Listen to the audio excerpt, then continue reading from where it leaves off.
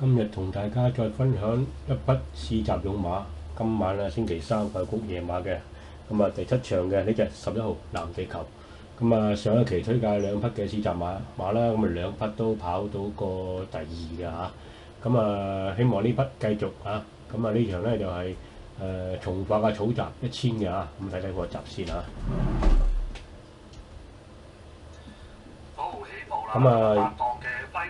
呢隻白色衫帶頭啦已經藍地球。走下咧，見到領先咗就中檔啦，馬會在意，叫做有意無意。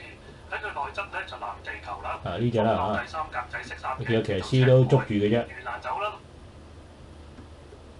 捉住中型禮士嘅，咁但係最尾咧就冇用中型禮，用咗巴道上層㗎。